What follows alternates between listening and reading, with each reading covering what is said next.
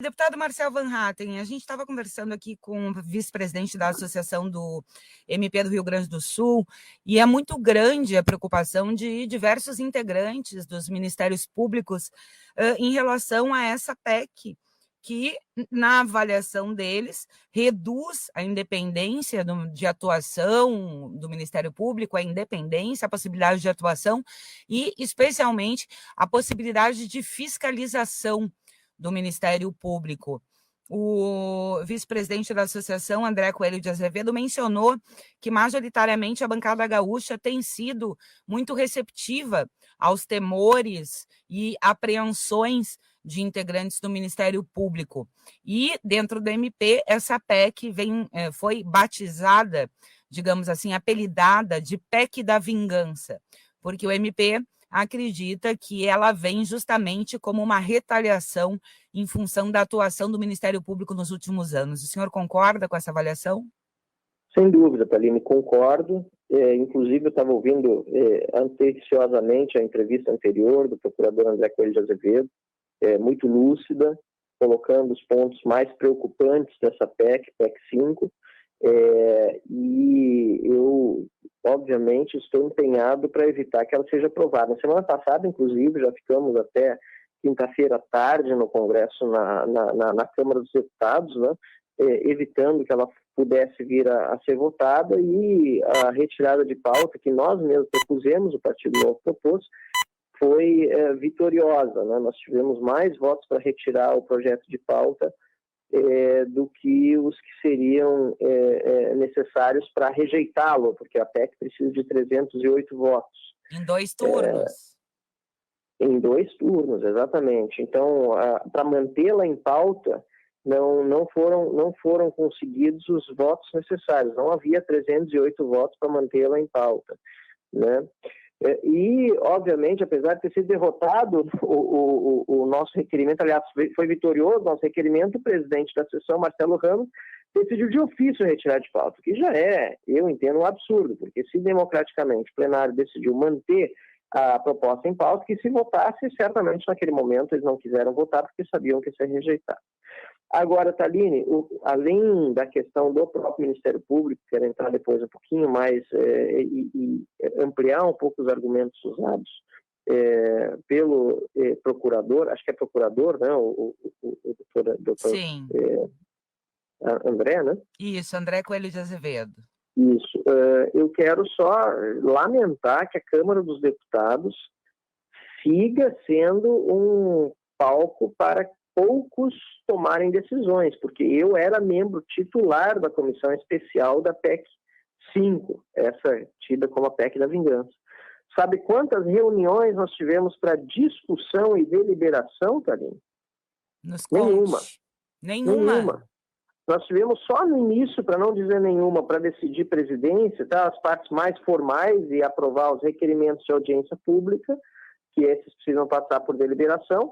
Mas feitas as audiências públicas, não houve nenhuma reunião para discutir o projeto em si, a proposta de emenda à Constituição, muito menos houve espaço para que nós votássemos na comissão e apresentássemos os nossos destaques. Ela foi avocada ao plenário. Ou seja, ela está agora em fase de votação, ou melhor, em fase de discussão, né, no plenário da Câmara dos Deputados, sem ter passado de fato, né, passou só formalmente, mas de fato não passou pela análise de uma comissão especial, onde eu, como membro titular, teria oportunidade de até chamar a atenção de muitos pontos. Nós chegamos agora diretamente no plenário com um texto bastante diferente daquele originalmente proposto, que é pior, porque aí nos dá pouco tempo para analisar as diferenças e poder saber em que situação nós estamos. Então, isso eu lamento muito. O processo legislativo na Câmara dos Deputados tem sido atropelado, e, infelizmente, isso em benefício, né, do próprio presidente da Câmara, Arthur Lira, e daqueles que são mais próximos e que estão pautando os trabalhos da casa. Agora, deputado Marcel Van Hatten, qual é a perspectiva de êxito do Ministério Público numa alteração considerável ou até mesmo um recuo em relação a essa PEC, considerando, como eu mencionei, para o vice-presidente da Associação do MP aqui no Rio Grande do Sul, que infelizmente o status quo brasileiro, boa parte deles já tem problemas e são alvos, é alvo de investigação, e uma outra ala ainda teme ser alvo de processos futuros. Quer dizer, além de uma PEC da vingança, de limitar os poderes do Ministério Público, há também contida nesse pacote, uma tentativa de autopreservação. Considerando esse cenário, qual é a perspectiva que se tem de que essa PEC não avance? Olha só, a perspectiva nesse momento, na semana passada era grande porque nós não obtivemos, né, aliás, nós obtivemos os votos necessários para que ela acabasse sendo retirada de pauta, mas nós sabemos que está sendo feito um trabalho forte nos bastidores para amenizar alguns pontos da PEC e fazer com que aqueles principais possam passar, né? A expressão que eu ouvi foi literalmente, né, dentre os líderes partidários, foi literalmente preservar, vão-se os anéis, preservam-se os dedos, né? Então, isso que nesse momento está sendo certamente trabalhado nos bastidores. Nós temos uma semana de feriado, como a gente começou na conversa, e amanhã já são retomados os trabalhos na Câmara, na quarta e na quinta, aliás, já não apenas amanhã serão retomados, e eu não sei dizer, porque eu não estou, obviamente, tão próximo dos líderes que querem essa aprovação. Antes, pelo contrário, nesse tema eu estou bastante distanciado, mas certamente está havendo um trabalho forte de bastidores para tentar alcançar os votos amanhã. Se não tiver, talvez eles tentem na semana que vem, mas fato é que vão tentar de alguma forma fazer com que haja essa aprovação da PEC 5, ainda que se percam alguns anéis. Um ponto interessante que você falou, Thalina, é sobre os interessados, né, os políticos interessados, principalmente aqueles que agora querem se vingar, por exemplo, da Lava Jato, ou que têm investigações em curso, né, e que querem, portanto, ter um controle sobre o Conselho Nacional do Ministério Público.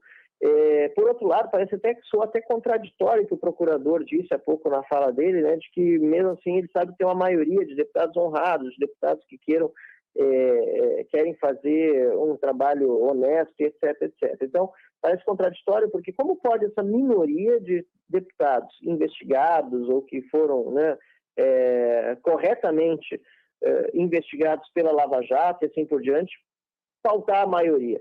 O fato é que nós precisamos rediscutir o Conselho Nacional do Ministério Público, o Conselho Nacional de Justiça, não com essa PEC 5 que está proposta aí, mas nós precisamos ter também um esforço de quem é da carreira, de quem é procurador, de quem é promotor, de reconhecer que o próprio Conselho Nacional do Ministério Público, mesmo vale para os magistrados do Conselho Nacional de Justiça, também não tem cumprido os seus devidos papéis.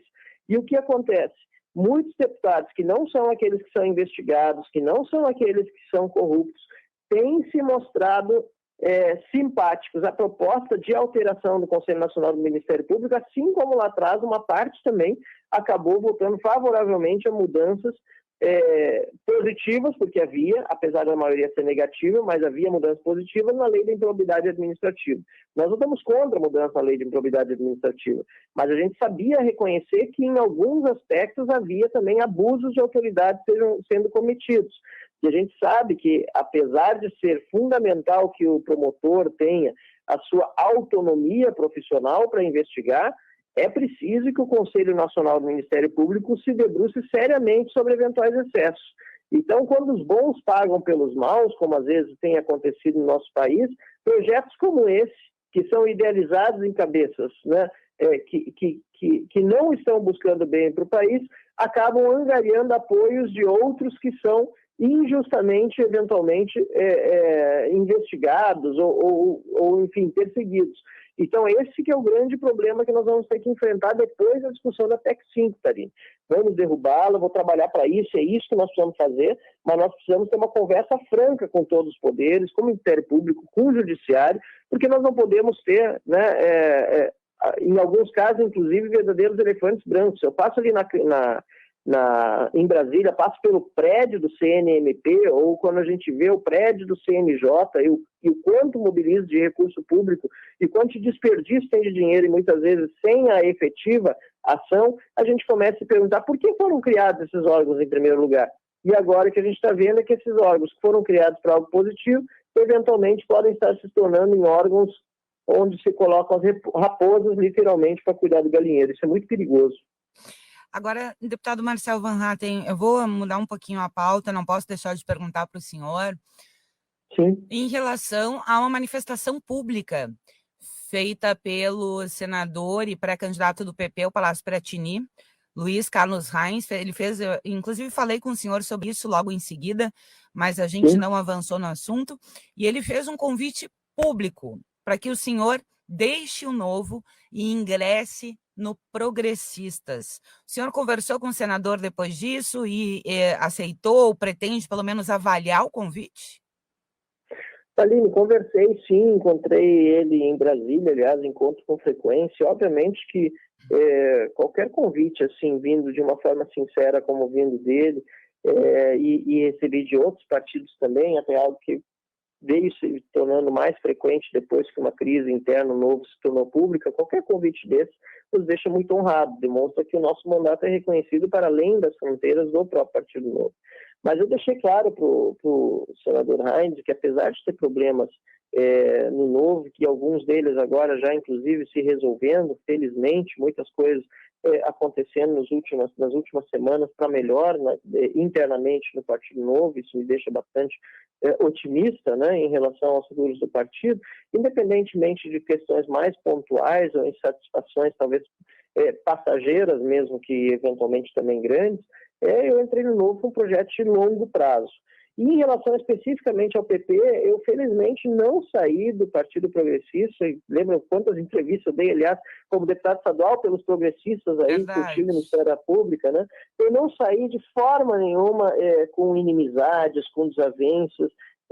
A gente tem às vezes divergências, isso é do jogo, é da vida. O meu problema sempre foi, Taline, com o PP nacional, né? E a grande pergunta é como encontrar ambiente de trabalho no PP nacional com a pauta que eu defendo tão bem hoje, entendo eu, dentro do Novo.